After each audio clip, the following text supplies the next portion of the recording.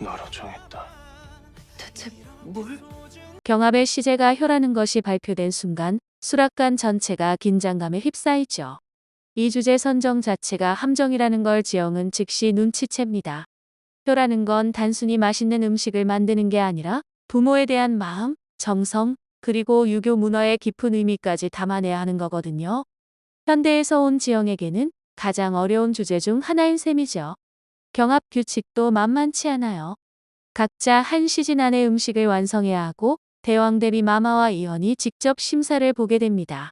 여기서 중요한 건 단순히 맛만 보는 게 아니라 그 음식에 담긴 효의 의미까지 설명해야 한다는 점이에요. 지영에게는 언어적 장벽까지 더해지는 상황이죠. 본격적인 재료 확보 전쟁이 시작되면서 수락관의 민낯이 드러납니다. 엄봉식과 맥만수는 오랜 경력을 바탕으로 자신들만의 네트워크를 동원해요.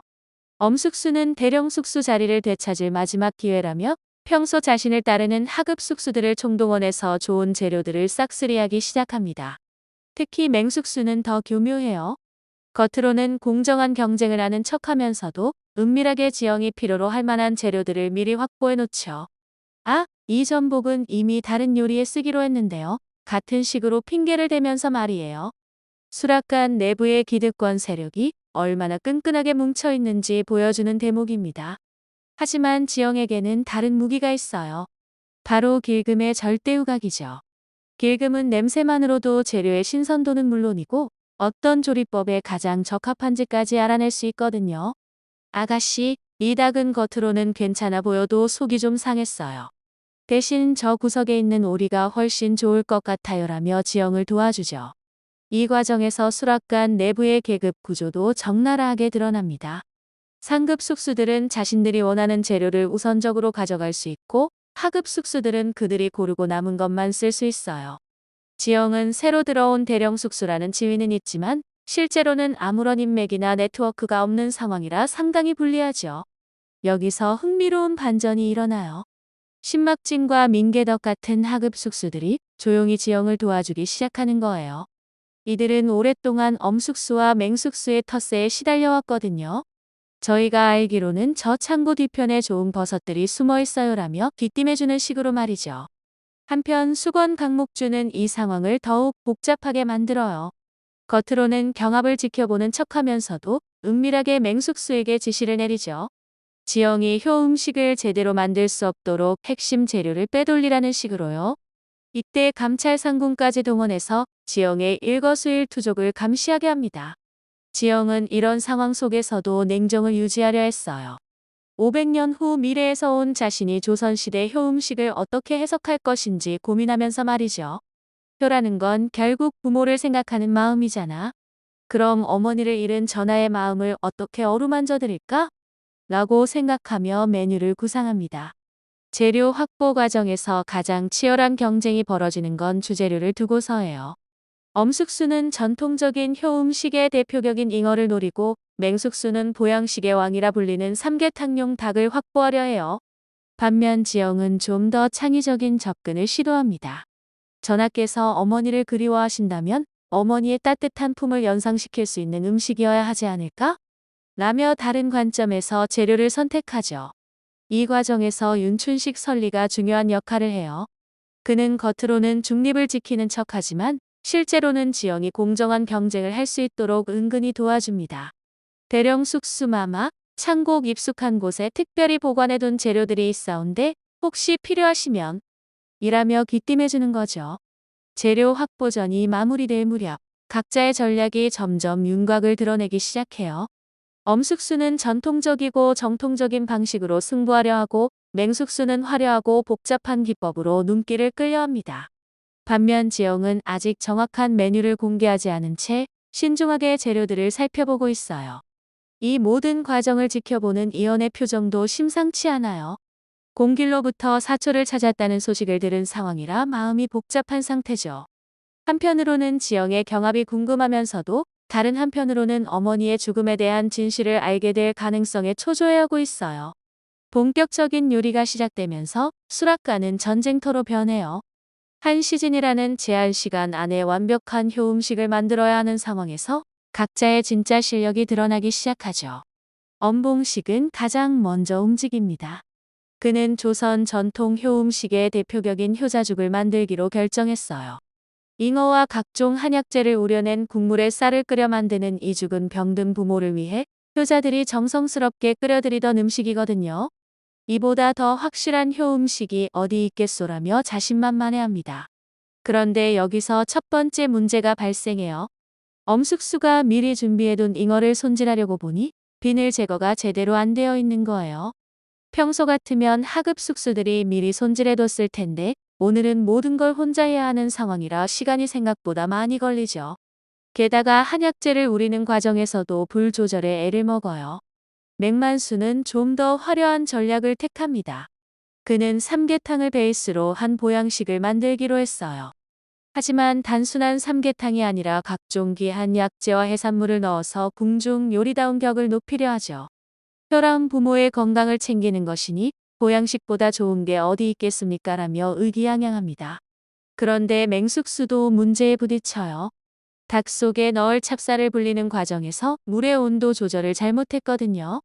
너무 뜨거운 물에 넣어버린 바람에 찹쌀이 겉만 익고 속은 딱딱한 상태가 되어버린 거예요. 이걸 다시 하려면 최소 반 시즌은 더 걸리는데 시간은 계속 흘러가고 있어요. 지영은 전혀 다른 접근을 해요. 그녀는 이현희 어머니에 대한 그리움이 깊다는 걸 알고 있거든요. 그래서 효를 단순히 부모에게 드리는 음식이 아니라 부모를 그리워하는 자식의 마음을 담은 음식으로 해석하기로 한 거예요. 메뉴는 어머니의 품 닮은 계란찜이에요. 하지만 지영의 계란찜은 조선시대에서는 본 적 없는 방식이에요. 그녀는 계란을 곱게 풀어서 체에 걸은 다음 미세한 기포까지 제거해서 실크처럼 부드러운 식감을 만들려고 해요. 여기에 현대의 수비드 기법을 응용해서 일정한 온도에서 천천히 익히는 방법을 쓰려고 하죠. 문제는 조선시대 화덕으로는 온도 조절이 쉽지 않다는 점이에요. 지영은 길금에게 불의 세기를 계속 확인해줘 너무 세면 계란이 거칠어지고 너무 약하면 익지 않아라며 온도 조절에 신경을 쓰죠. 이때부터 본격적인 방해 공작이 시작돼요. 맹숙수는 겉으로는 자신의 요리에 집중하는 척하면서도 은밀하게 지영을 방해하기 시작해요. 지영이 쓰고 있는 화덕 근처에서 의도적으로 찬 재료들을 손질해서 온도를 떨어뜨리거나 지나가는 척하면서 지영의 조리 도구들을 살짝 건드려서 위치를 바꿔놓는 식이죠. 더 교묘한 건 신막진을 이용하는 거예요. 맹숙수는 막지나 저기 장작 좀 더 가져다 줄래? 라며 신막진을 지영의 화덕 근처로 보내요. 그러면서 신막진이 실수한 척 지영의 계란물에 재를 떨어뜨리게 만드는 거죠. 다행히 길금이 재빨리 눈치채고 언니 저거 이상해요. 라며 알려줘서 지영이 새로 계란을 풀 수 있었어요. 하지만 시간은 계속 흘러가고 있어요. 이미 반 시즌이 지났는데 지영은 아직 본격적인 조리도 시작하지 못한 상황이에요. 주변에서 지켜보던 다른 숙수들도 저러다가 시간 내에 못 끝내는 거 아니야? 라며 수군거리기 시작해요. 엄숙수는 이 상황을 보면서 내심 안도해요. 역시 경험이 없으면 안 되는구나. 아무리 특이한 요리를 한다고 해도 기본기가 없으면 소용없지라며 여유를 부리죠. 그의 효자죽은 이미 완성 단계에 들어가고 있거든요. 이때 예상치 못한 일이 벌어져요. 이현이 직접 수락관에 나타난 거예요. 공길로부터 사초에 대한 소식을 듣고 마음이 어수선한 상태에서 지영의 경합이 궁금해진 거죠. 과인이 직접 진행 과정을 지켜보겠다라며 수락관에 들어서는 순간 모든 숙수들이 긴장하기 시작해요. 이현의 등장으로 분위기가 완전히 바뀌어요. 맹숙수는 더 이상 노골적인 방해를 할 수 없게 되었고 엄숙수도 갑자기 긴장해서 손이 떨리기 시작해요. 반면 지영은 오히려 마음이 차분해져요. 전하께서 직접 보고 계시니 더욱 정성을 다해야겠네라며 집중력을 높이죠. 하지만 이현의 관찰은 단순히 지켜보는 게 아니에요. 그는 각 숙수의 조리 과정을 유심히 살펴보면서 중간중간 질문을 던져요. 그 약재는 왜 그 순서로 넣는 것이냐? 계란을 그렇게 오래 젓는 이유가 무엇이냐? 같은 식으로 말이죠. 엄숙수와 맹숙수는 전통적인 방식에 따라 답변하지만 지영은 좀 더 과학적인 설명을 해요. 계란의 단백질 구조를 균일하게 만들어서 더 부드러운 식감을 내기 위함입니다라며 현대 지식을 동원한 답변을 하죠. 이현은 이런 지영의 대답에 더욱 흥미를 보여요. 시간이 촉박해지면서 각자의 마지막 스퍼트가 시작돼요. 엄숙수의 효자죽은 거의 완성되어 가지만 간을 맞추는 과정에서 실수로 소금을 너무 많이 넣어버려요. 맹숙수는 닭이 제대로 익지 않아서 불을 더 세게 지피다가 겉만 타버리는 상황이 발생하죠. 반면 지영은 마지막 순간에 기가 막힌 아이디어를 떠올려요. 계란찜 위에 어머니의 따뜻한 손길을 표현하기 위해 얇게 붙인 계란으로 손바닥 모양을 만드는 거예요. 이 과정에서 길금의 섬세한 손기술이 큰 도움이 되죠. 시간이 다 되어가면서 수락관의 긴장감은 최고조에 달해요. 각자 마지막 정리 작업에 들어가는데 이때 또 다른 변수가 생겨요.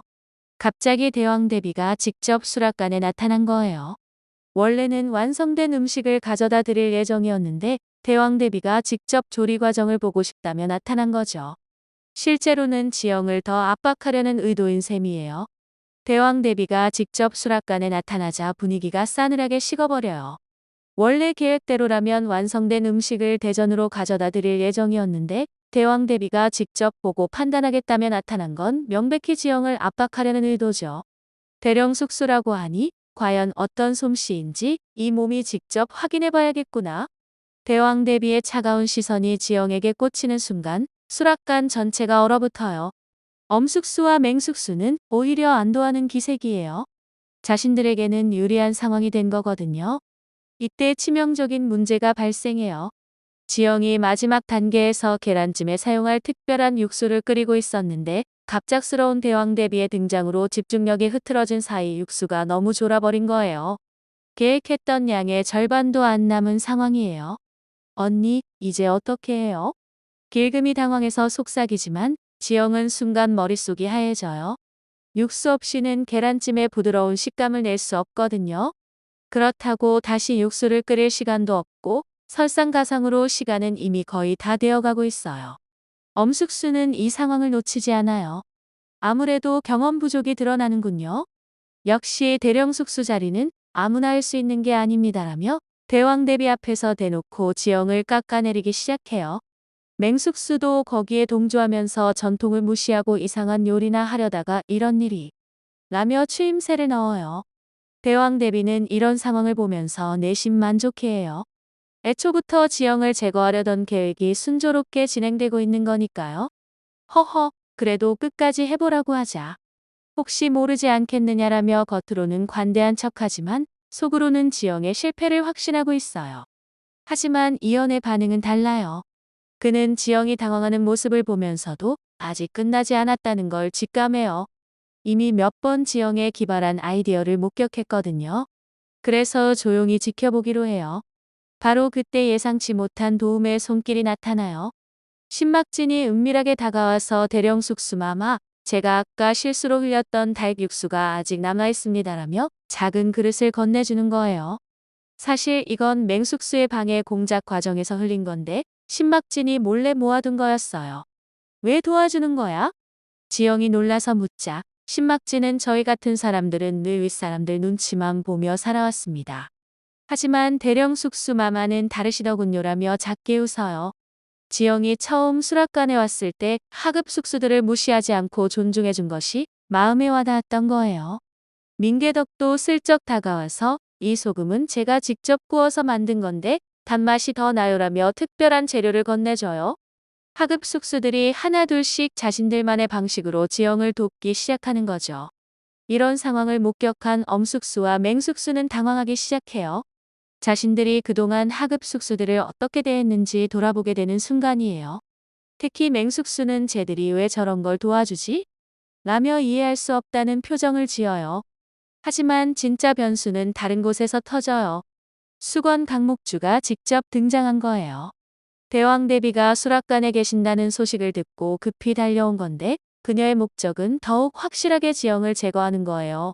대왕대비 마마, 소첩이 보기에는 이 경합이 공정하지 않은 것 같습니다. 강목주의 한마디에 모든 시선이 집중돼요. 하급 숙수들이 대령 숙수를 돕고 있으니 이것이 어찌 공정한 경합이라 할 수 있겠습니까? 이 말에 대왕대비도 고개를 끄덕여요. 그렇구나. 경합이라는 것은 개인의 실력을 겨루는 것인데 남의 도움을 받는다면 무슨 의미가 있겠느냐? 지영을 향해 날카로운 시선을 보내면서 당장 도움을 중단하고 혼자 힘으로 마저 완성하라고 명령해요. 하급 숙수들은 하는 수 없이 물러나고 지영은 다시 혼자가 되어버려요. 게다가 이제 정말 시간이 얼마 남지 않았어요. 강목주는 이 상황을 보면서 승리를 확신하며 미소를 지어요. 그런데 이때 이현이 한마디 던져요. 잠깐, 그렇다면 엄숙수와 맹숙수도 마찬가지 아니냐? 모든 시선이 이현에게 집중되자 그는 계속해서 그들도 미리 준비해둔 재료들과 도구들을 썼지 않느냐. 그것도 남의 도움이라 할 수 있지 않겠느냐라고 지적해요. 이현의 지적에 엄숙수와 맹숙수는 할 말이 없어져요. 실제로 그들은 평소 자신들을 따르는 하급 숙수들이 미리 준비해둔 것들을 활용했거든요. 대왕 대비도 이 말에는 딱히 반박할 수 없어요. 하지만 강목주는 물러서지 않아요. 전하의 말씀도 일리가 있으나 지금 당장 도움을 받는 것과는 다릅니다라며 억지를 부려요.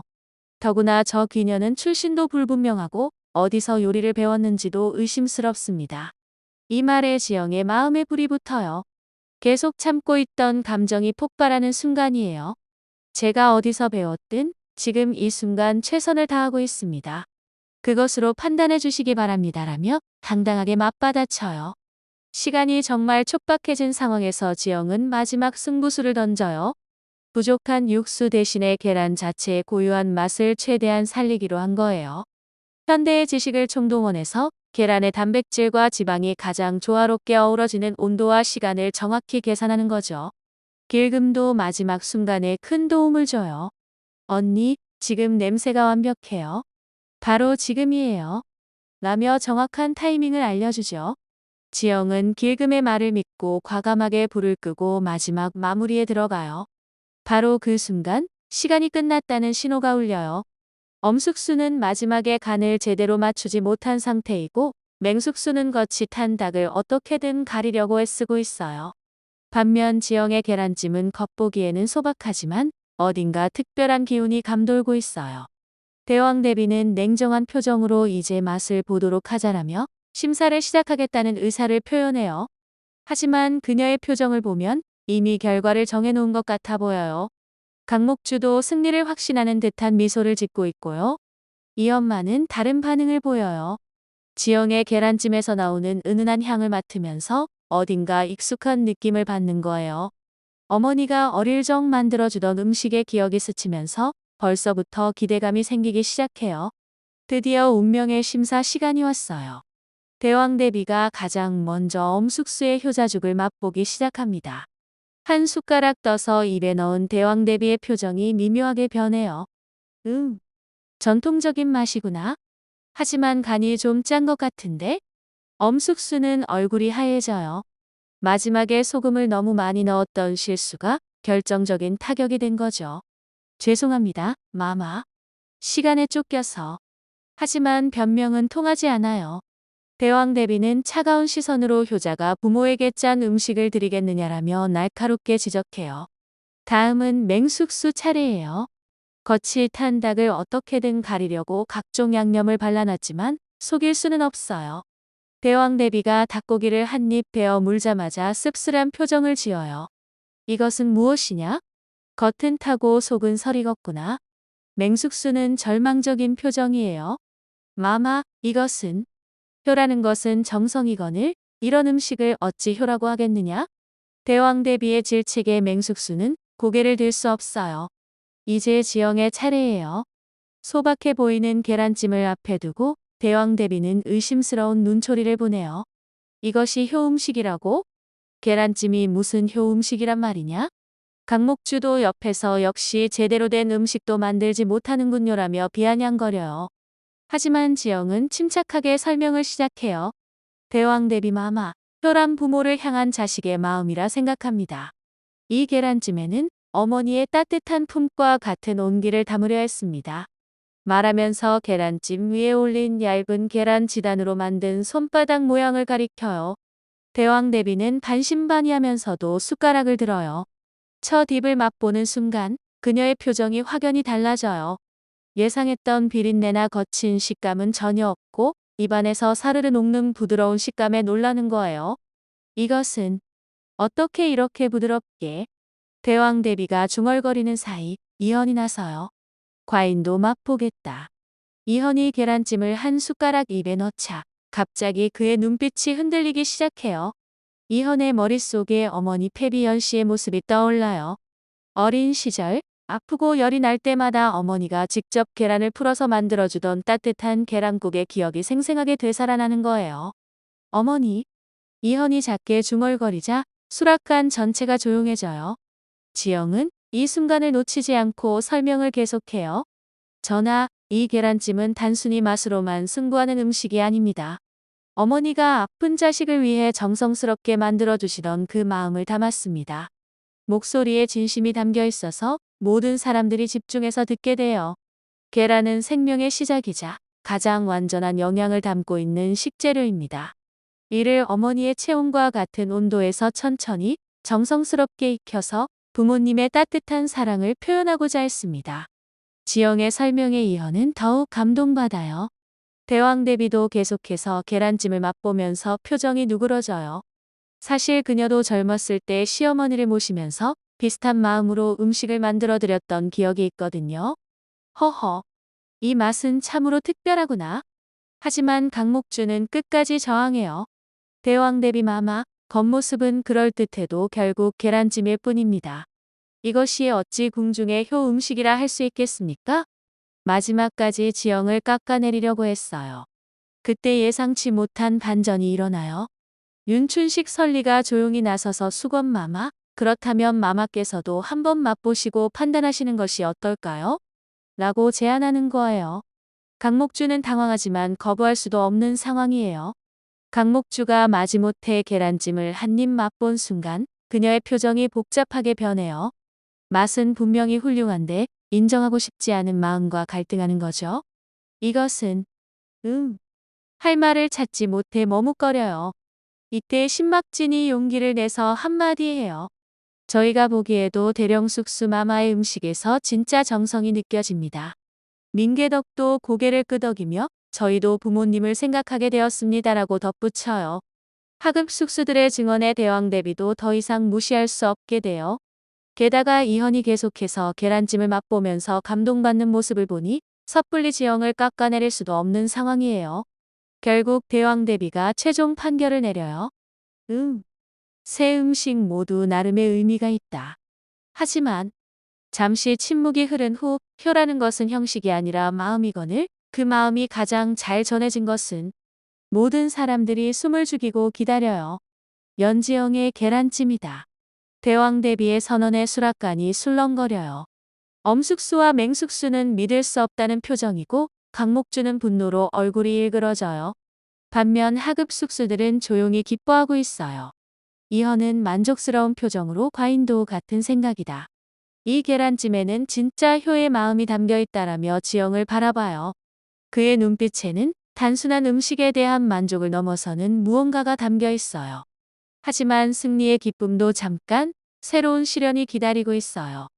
대왕 대비가 그렇다면 이제부터 진짜 시험이 시작이다라며 의미심장한 말을 던지는 거예요. 매일 저녁 전하를 위한 수라를 준비하되 절대 같은 음식을 올려서는 안 된다. 만약 같은 음식을 올리거나 전하의 입맛에 맞지 않으면 극형에 처할 것이다. 이현이 차가운 목소리로 마저 말해요. 원작 소설에서와 같은 조건이 제시된 거예요.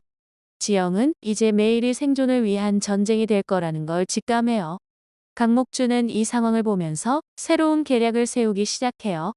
매일 다른 음식이라 곧 한계에 부딪힐 텐데라며 음험하게 미소를 지어요. 이미 머릿속에 지영을 함정에 빠뜨릴 계획들이 떠오르고 있어요. 한편 공길이 이현에게 은밀히 접근해서 주상, 사초에 대한 소식이 있습니다라고 귀띔해요. 이현의 표정이 순간 어두워져요. 어머니의 죽음에 대한 진실을 알게 될 시간이 다가오고 있는 거죠. 경합이 끝나고 지영은 길금과 함께 자신들의 숙소로 돌아가면서 안도의 한숨을 쉬어요. 오늘은 넘겼지만 앞으로가 더 힘들 것 같아. 길금도 걱정스러운 표정으로 언니, 정말 매일 다른 음식을 만들 수 있어요? 라고 물어요. 지영은 창밖을 바라보면서 다짐해요. 어떻게든 해내야지. 다시 현대로 돌아가기 위해서라도. 하지만 마음 한구석에서는 이현이 자신의 요리를 먹으며 보여준 그 표정이 계속 떠올라요. 단순히 생존을 위한 게임이 아니라 진짜로 누군가의 마음을 어루만져주는 일이 될 수도 있겠다는 생각이 스치는 거예요. 사화는 이렇게 지영의 첫 번째 큰 시련 극복과 함께 앞으로 펼쳐질 더 큰 갈등들의 서막을 예고하며 마무리되어요.